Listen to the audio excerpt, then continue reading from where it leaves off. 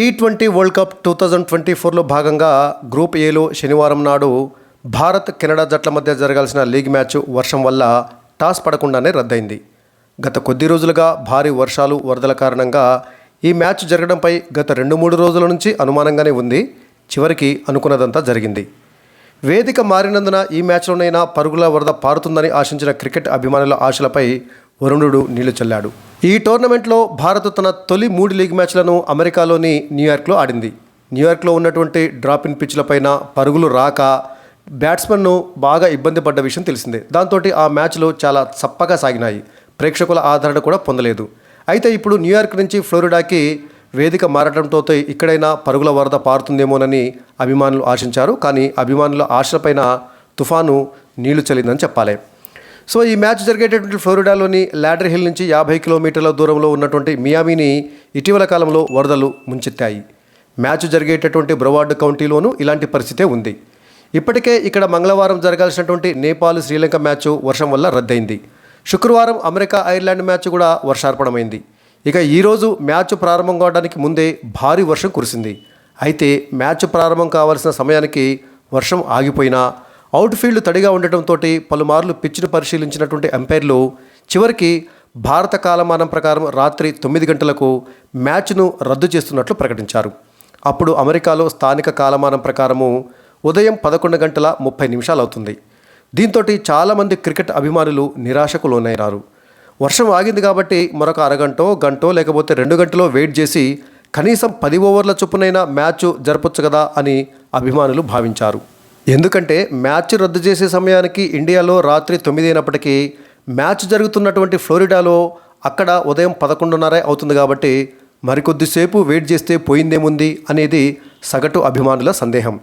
అయితే ఇప్పటికే గ్రూప్ ఏలో అగ్రగామిగా ఉన్నటువంటి ఇండియా సూపర్ 8కు చేరగా కెనడా ఈ మ్యాచ్లో గెలిచినా సూపర్ 8కు చేరేటటువంటి పరిస్థితి లేదు.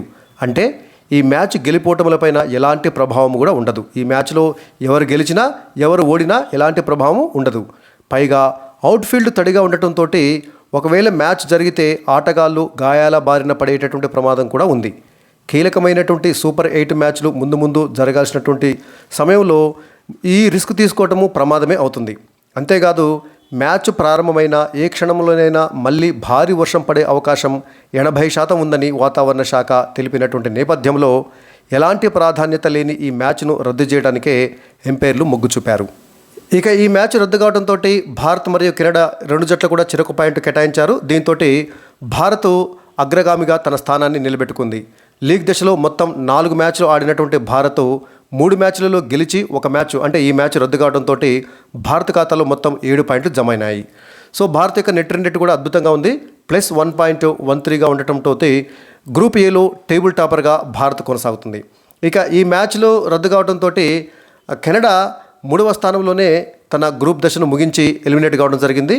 4 మ్యాచ్లు ఆడినటువంటి కెనడా 1 మ్యాచ్లో మాత్రమే విజయం సాధించి 2 మ్యాచ్లలో ఓడిపోయి ఈ మ్యాచ్ రద్దు కావడంతో మొత్తం 3 పాయింట్లతోటి గ్రూప్ ఏలో 3వ స్థానంలో ఉండి ఎలిమినేట్ కావడం జరిగింది. ఇక ఈ గ్రూప్లో 2వ స్థానంలో ఉన్నటువంటి అమెరికా 4 మ్యాచ్లు ఆడి 2 మ్యాచ్లలో విజయం అంటే పాకిస్తాన్ తోటి మరియు కెనడా మీద కూడా అమెరికా గెలిచింది. పాకిస్తాన్ తోటి సూపర్ ఓవర్లో గెలిచింది, కెనడాలోనే మ్యాచ్లోనే గెలిచింది.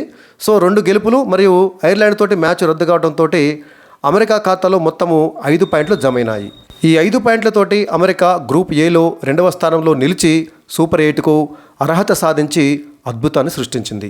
ఇక గ్రూప్ ఏలో ఉన్నటువంటి పాకిస్తాను 3 మ్యాచ్లు ఆడి కేవలం ఒకే ఒక మ్యాచ్లో విజయం సాధించి 2 మ్యాచ్లలో ఓడిపోయింది. ఇండియా మీద మరియు అమెరికా మీద అయితే సూపర్ ఓవర్లో ఓడిపోవడం జరిగింది. దాంతో పాకిస్తాన్ ఖాతాలో కేవలం 2 పాయింట్లే ఉండటంతో పాకిస్తాను ఎలిమినేట్ కావడం జరిగింది.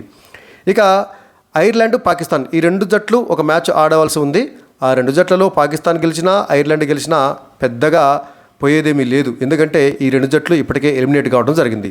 సో గ్రూప్ ఏలో మొదటి స్థానంలో ఉన్నటువంటి ఇండియా, 2వ స్థానంలో ఉన్నటువంటి అమెరికా ఈ 2 జట్లు సూపర్ 8కు అర్హత సాధించగా 3వ స్థానంలో ఉన్న కెనడా, ప్రస్తుతం 4-5 స్థానాలలో ఉన్నటువంటి పాకిస్తాన్, ఐర్లాండ్ జట్లు ఎలిమినేట్ కావడం జరిగింది. ఇది గ్రూప్ ఏ యొక్క పరిస్థితి.